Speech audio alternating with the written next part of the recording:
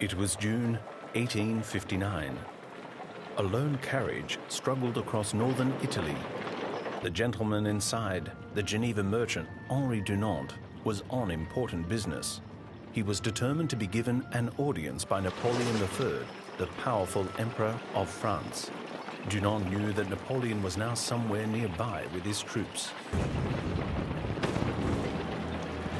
Dunant suddenly found himself in the midst of a battlefield.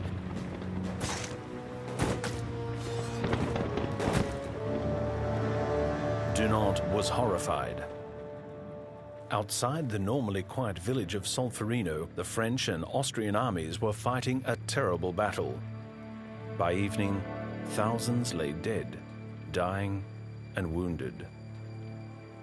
But the medical troops simply could not cope, and the weary and bloodied soldiers on both sides had enough to do just saving themselves and finding their way back to their lines.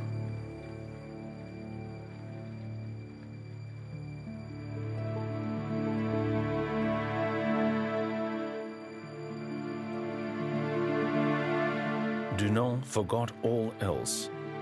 Help was crucially needed. Resolutely, he set up a makeshift hospital in a church in the village, where the dying and wounded could receive attention and care in peace and quiet.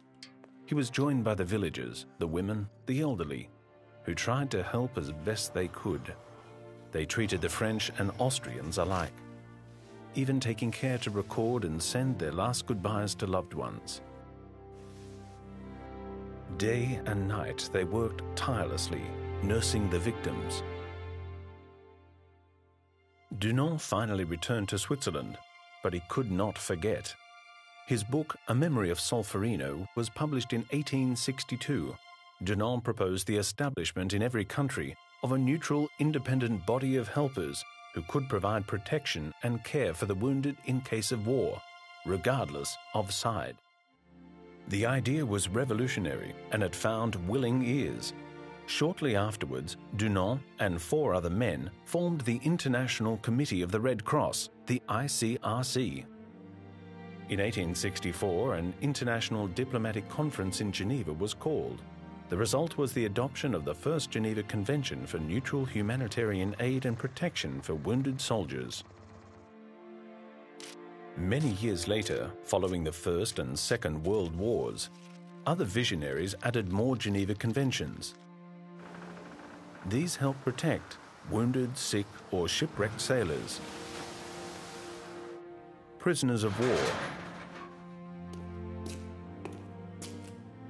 and civilians affected by war.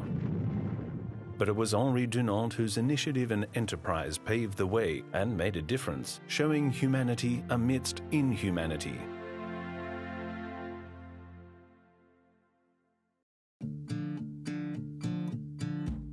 There are now nearly 200 states signatory to the Geneva Conventions, a core part of international humanitarian law, or IHL. It is still the ICRC that guards the conventions, gains backing for IHL, and strives to protect the lives and dignity of victims of armed conflict without discrimination. Not only wounded and sick soldiers, but also prisoners of war and other detainees who are visited repeatedly and for whom the ICRC engages in ongoing dialogue. The ICRC tries to persuade authorities to guarantee and uphold respect for their safety and dignity. Not only civilians directly affected by armed conflict, but also men, women, and children deprived of basic necessities as a result of war. Necessities such as water, food, healthcare, shelter, and clothing. The ICRC, with the help of national societies, also arranges contact between separated family members wherever able and tries to reunite them. Wherever possible, the ICRC is also on the spot to plead the cause of those affected by conflict to authorities, political leaders, and the military in order to help protect innocent lives, rights, and dignity.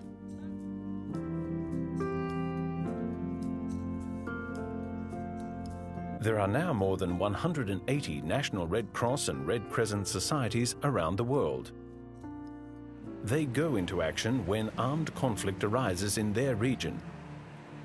But they also run many other essential activities in peacetime to help the most vulnerable. Red Cross and Red Crescent national societies are active in 4 main areas: disaster response, disaster preparedness, healthcare and first aid in the community, the spreading of humanitarian values and principles. In 1919, the national societies decided to found their own International Federation of Red Cross and Red Crescent Societies. The federation coordinates the work of the societies internationally, but also helps them launch international appeals for assistance, not only in the case of natural disasters, drought, typhoons, earthquakes, volcanic eruptions, floods, but also in the case of other emergencies such as population movements or socio-economic crises. It also has a mandate to strengthen national societies in order to help them become more effective in assisting those in need. Millions of Red Cross and Red Crescent staff and volunteers are helping to relieve fear, hunger, and need at this very minute, putting into practice Henri Dunant's essential idea.